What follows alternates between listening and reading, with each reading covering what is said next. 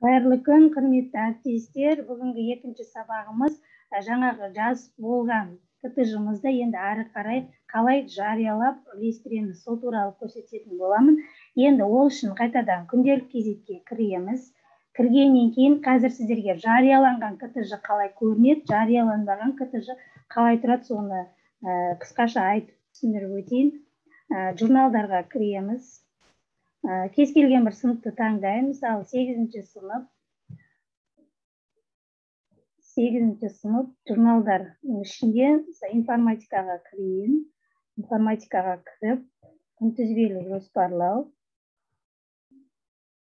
Осы жерден қарасаңыздар, міне 2-ші тоқсанда жарияланған КТЖ бұлай тұрады. Көрдіңіздер ме, қасында төмен қарап тұрған қара бағдаршылық тұр. Барлығында осындай қара бағдар бар. Бұл жарияланған. Бұның мына жерін бассаңыздар, сіздерге тақырыптардың бәрі шығып тұрады. Бұл жарияланған КТЖ-да осылай көрініп тұрады. Мынаны ары бері жылжытсаңыздар, осы 2-ші тоқсандағы тақырыптар. 90-ды жиынтық бағалау, программаны тестілеу. Енді міне жарияланған. Мысалы 1-ші тоқсанда да 1-ші, 2-ші тоқсанға жарияланған. Себебі 1-ші, 2-ші тоқсанда кесте құрылған, 1-ші, 2-ші тоқсанға жарияланған. Ал ішінде ол бір жылдық қылып жазылған. Ал енді жарияланбаған қалай тұрады? Кез келген бір пәнді таңдай салаймыз, Қазақстан тарихы. Қарау.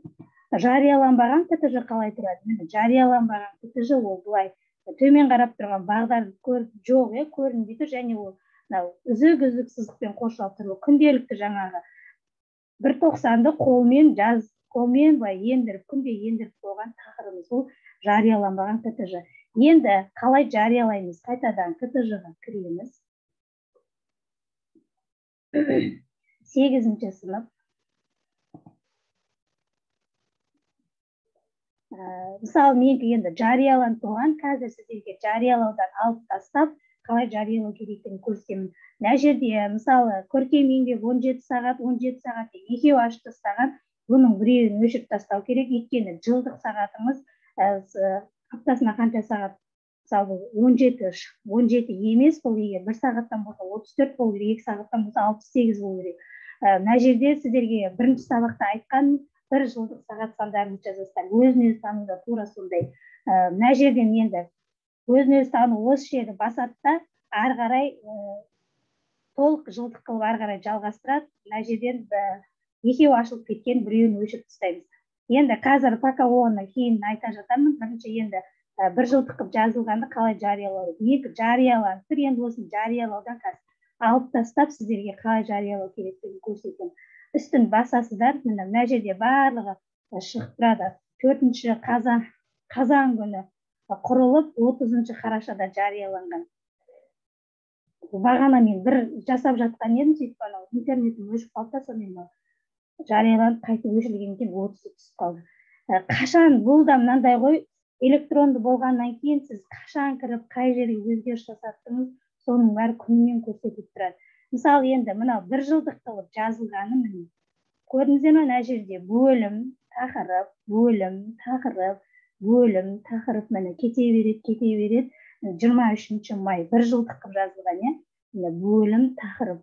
Енді ең астына қарап отырасыздар дедім ғой, барлық тақырыптар саны 33, барлық сағат саны 34.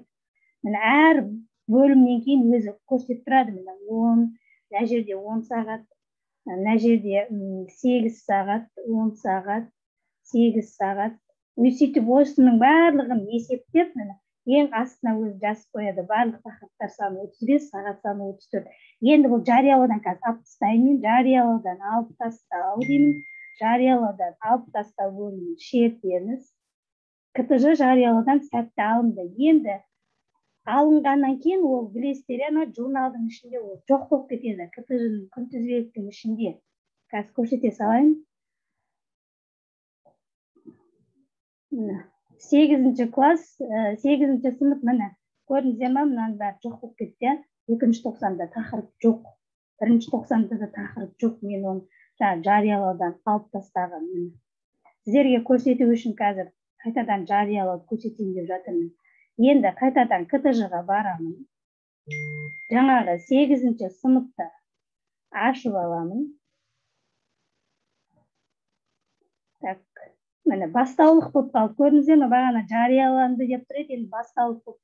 Бұл деген сөз, жариялаудан алып тастағаннан кейін ол жарияланбаған белгісі ғой, бастаулық деген. Қайтадан осыған кіремін да, міне 1 жылдық жазылған тұр, иә, көріп алдыңыздар. 1 жылдық 33 сағат 34 сағат саны 33 тақырып. Енді болды, 1 жылдық жазып қойдым, сіздерге бірінші сабақта айттым ғой, 1 жылдық жазып аласыздар деп. Міне 1 жылдық осылай жазып аласыздар.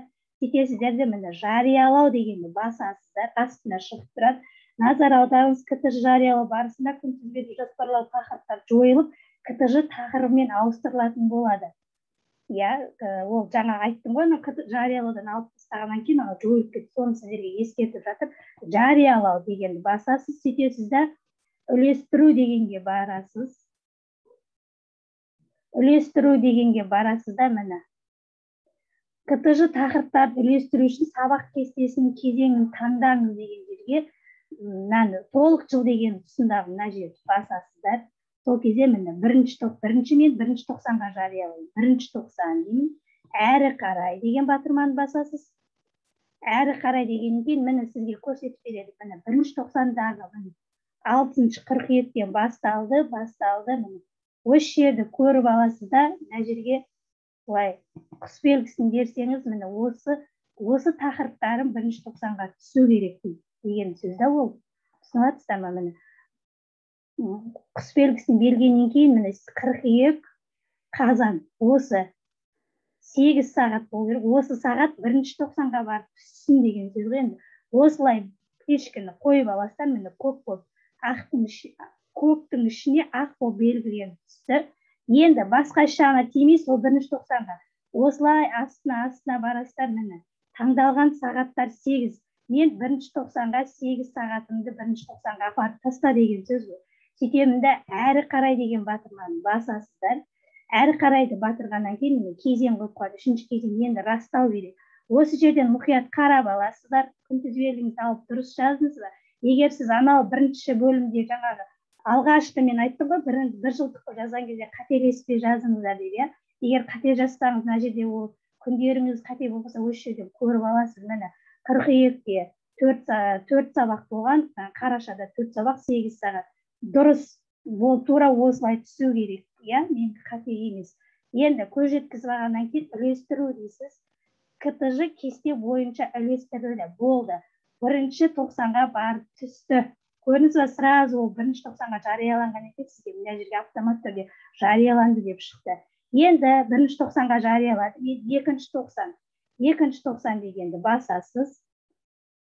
Сөйтіп сізге 2 тоқсанда жариялайтын сабақты тақырыбын көрсетеді. Міне 8 қарашада басталды 2 тоқсан тақырыптары. Міне 11-ші ай, 11-ші ай, 12-ші тақырыптар 8 сағат саны 8. Болды, мына 3-ші, 4-ші тоқсандықын көрсетпей тұр. Өйткені біз 2 тоқсанға қазір жариялайын деп жатқаннан кейін 2 тоқсанды міне осы жерден көріп аласыз.